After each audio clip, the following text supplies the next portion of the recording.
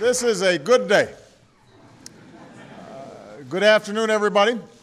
Welcome to the White House. I am pleased that all of you could be here today as we celebrate the next member of our nation's highest court. And while she may be feeling a twinge of sadness about giving up the title of general, a cool title, I think we can all agree that Justice Elena Kagan has a pretty nice ring to it.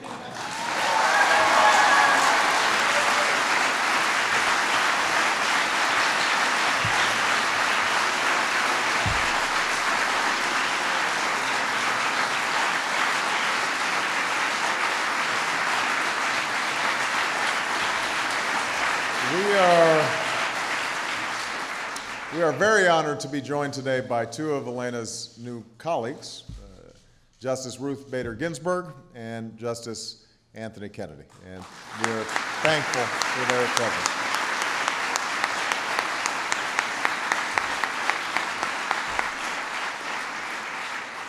Justice Kennedy assured me that he would keep Justice Kagan out of trouble, and Justice Ginsburg assured me that she would get Justice Kagan into trouble.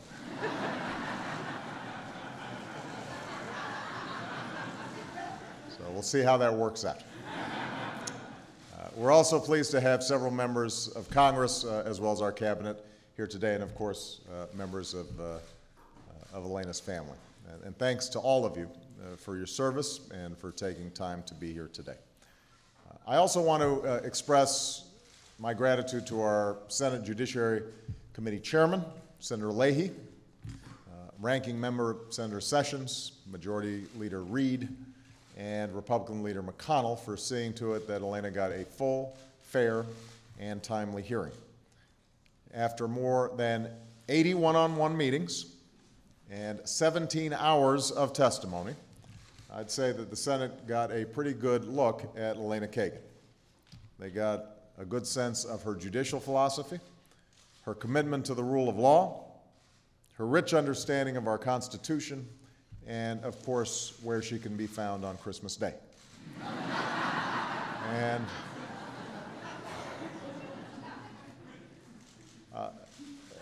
the bipartisan support she received in yesterday's vote is yet another example of the high esteem in which she's held by folks across the political spectrum. There aren't many law school deans who receive standing ovations from both the Federalist Society and the American Constitution Society. And I don't know too many folks whose fans include President Clinton, Judge Abner Mikva, and Justice Ginsburg, as well as Ken Starr, Miguel Estrada, and Justice Scalia. In fact, I understand that Justice Scalia came to relish their spirited exchanges during Elena's appearances before the court, even after Elena cheerfully informed him that he was, and I quote, wrong in his understanding of a recent case. I'm sure that was refreshing for him to hear. These folks may not agree on much, but they've all been impressed, as I have, by Elena's formidable intellect and path-breaking career as an acclaimed scholar and presidential advisor, as the first woman to serve as dean of the Harvard Law School, and most recently as Solicitor General. They admire how, while she could easily have settled into a comfortable practice in corporate law, she chose instead to devote her life to public service. They appreciate her even-handedness and open-mindedness and her excellent and often irreverent sense of humor. These are traits that she happens to share with the last Solicitor General who went on to become a Supreme Court Justice, one for whom Elena clerked and whom she considers one of her heroes, Justice Thurgood Marshall. And we are very proud to have Justice Marshall's widow here today joining us.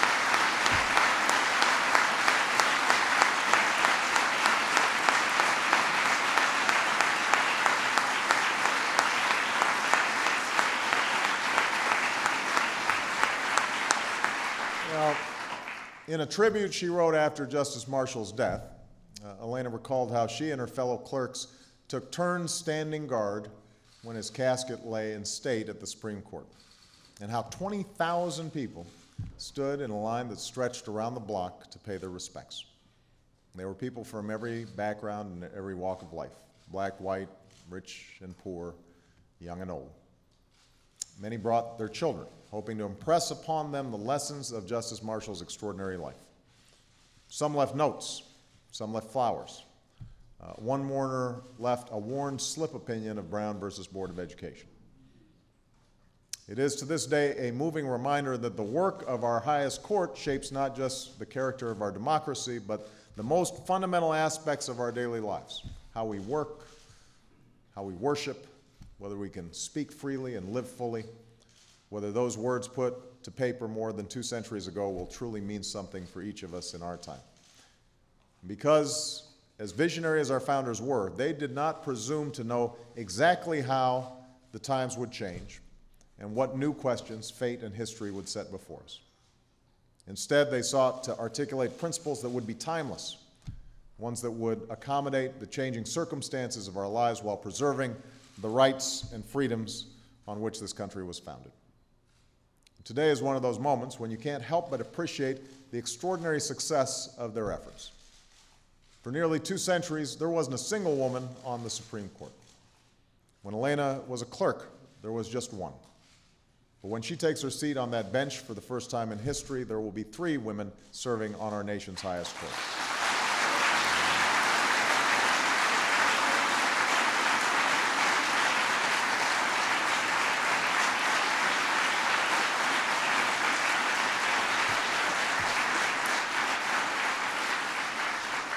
It is, as Justice Ginsburg recently put it, one of the most exhilarating developments, a sign of progress that I relish, not just as a father who wants limitless possibilities for my daughters, but as an American proud that our Supreme Court will be a little more inclusive, a little more representative, more reflective of us as a people than ever before. And is yet another example of how our union has become more, not less perfect over time. More open, more fair, more free. That's not just a matter of accident or chance. While those founding truths about liberty and equality may have been self-evident, they were not self-perpetuating. And it is the members of our highest court who do the vital and constant work of ensuring that they endure. And that's work that I'm confident Elena will carry out with integrity, with humanity, and an abiding commitment to the ideal inscribed above our courthouse doors: equal justice under the law. So it is now my great pleasure to introduce, as our next Supreme Court Justice, Elena Kagan.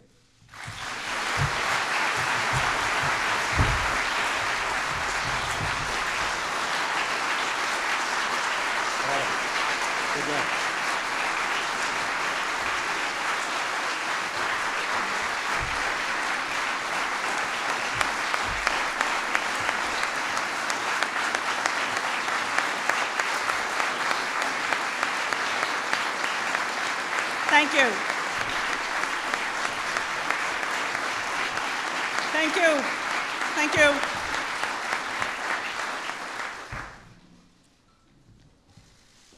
Thank you so much, Mr. President.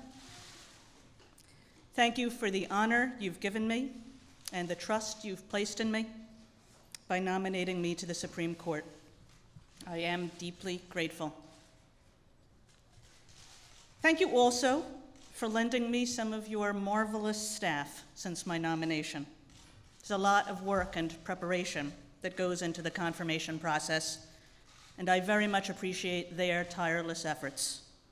And one person deserves a special shout out for her incomparable energy, expertise, and wisdom, and that's the head of your judicial nominations team, Susan Davies.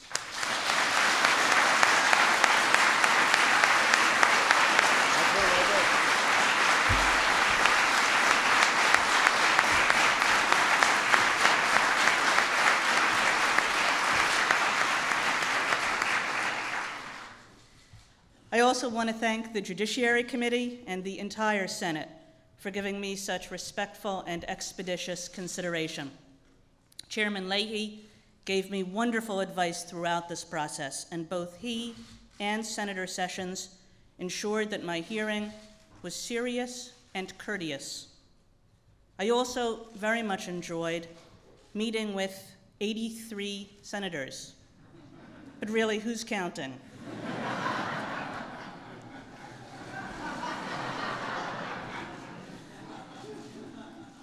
And enjoyed learning more about their concerns, their interests, and their deep commitments to public service. I'm delighted that many of my former colleagues from the Solicitor General's office are here. It's the best law office in the country, and I've learned every day from its members. Now, once I put on that robe, I'm only going to vote with them when they have the better of the argument, which, let's be frank, is not in every case. But I will always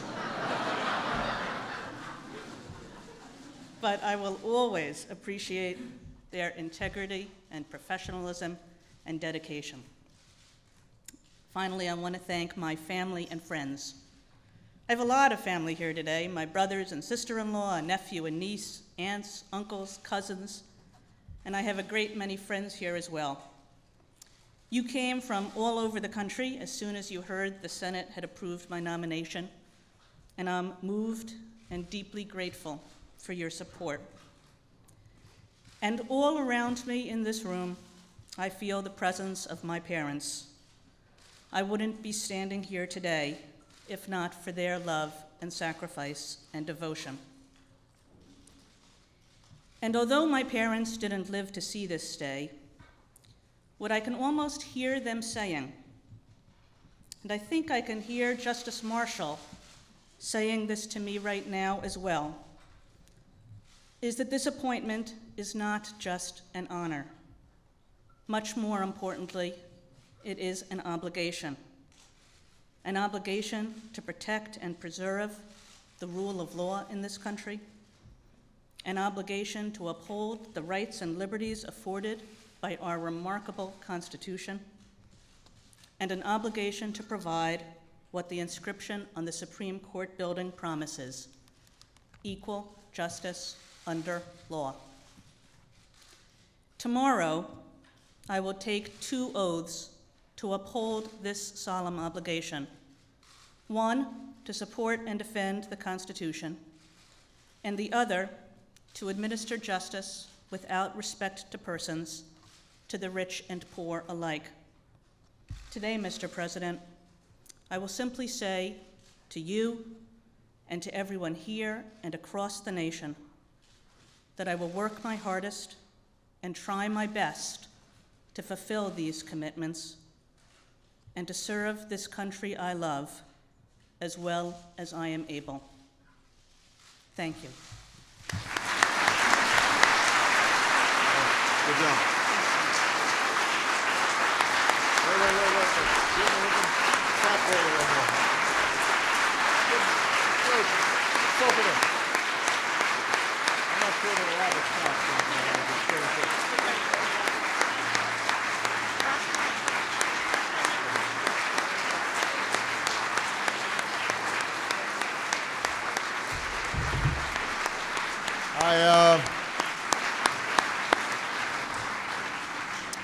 I told Elena to go ahead and soak it in because I'm not sure they're allowed to clap in the Supreme Court.